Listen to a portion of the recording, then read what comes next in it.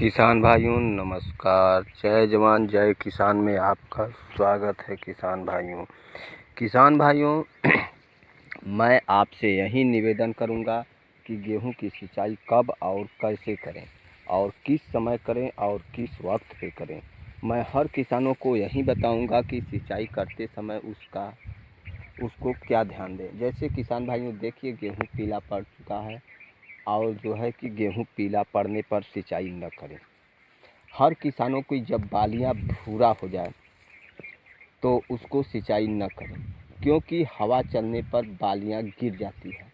बालियां गिरने पर उसमें जो है कि बहुत नुकसान हो जाता है।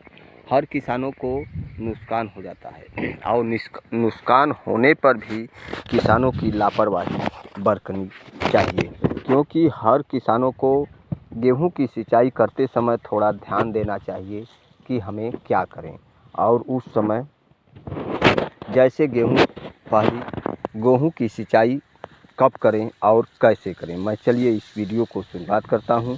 नमस्कार, जय जवान जय किसान में हर किसानों का स्वागत है। किसान भाई देखिए, यह गेहूं जो है फूल घोट लिया है और इस गेहूं को फूल घोटने के बाद जो है कि गेहूं का रंग भूरा हो चुका है और गेहूं का रंग भूरा हो चुका है और मैं यही हर किसानों से निवेदन करूंगा कि ऐसे पाली गेहूं को सिंचाई न करें, क्योंकि इस समय तेज़ हवा दिन में चल रहा है और गेहूं की सिंचाई करने से गेहूं गिर जाता है। गेहूं उस समय सिंचाई करें जबकि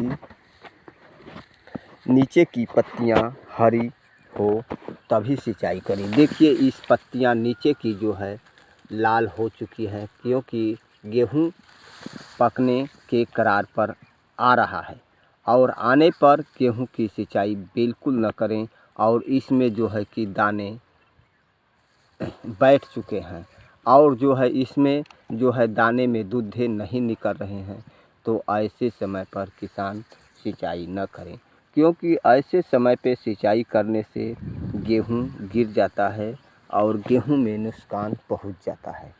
तो हर किसानों को मैं यही कहूँगा, जब गेहूं गिर जाता है तो वह जो है जड़ें एकदम बिल्कुल ज़मीन में पकड़ा हुआ नहीं रहती हैं। जब ज़मीन में जड़ नहीं पकड़ने रहती हैं, ज़मीन जड़ छोड़ देता है, तो उस समय दाने जो है सारे सिकुड़ जाते हैं। तो किसानों को मैं यही आज बताना चाहता हूँ कि दाने में चमक नहीं रहता है।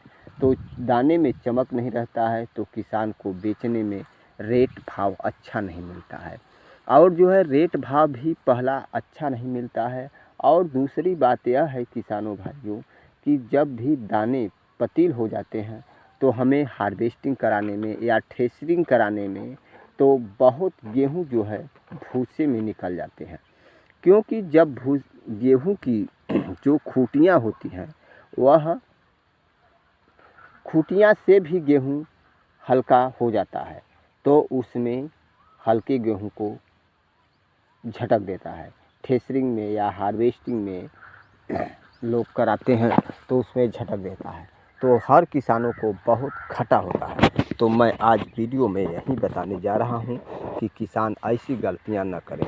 बहुत किसान होते हैं कि जब अंतिम सिंचाई करने के बाद यूरिया का प्रयोग करते हैं, तो यूरिया का भी प्रयोग न करें, क्योंकि यूरिया का भी प्रयोग करने से भी फसल बर्बाद हो जाता है, क्योंकि उसकी जड़ विकास नहीं करती है। जब गेहूं फूट जाता है, भूरापन आ जाता है, तो यूरिया हमें नुकसान पहुंचाता है और ज़मीन को यूरिया गर्म करता है। यूरिया जो है ऐसी चीज़ है कि उसमें बहुत गर्मियाँ होती हैं। वह गेहूं के सिंचाई के पहले बार या दूसरे बार यूरिया का प्रयोग करें, अंतिम सिंचाई के बाद गेहूं का प्रयोग न करें, क्योंकि ऐसे में गेहूं का प्रयोग करते समय तापमान ज़्यादा हो जाता है। इसी से जो है कि गर्मी पहुंच जाता है, इसी से ही जो है कि गेहूं की बालियां सूख जाती हैं।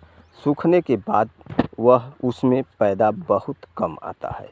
तो इसी से मैं किसानों को यही बताना चाहता हूं कि गेहूं की सिंचाई बिल्कुल न करें, क्योंकि गेहूं सिंचाई पर ही निर्भर करता है।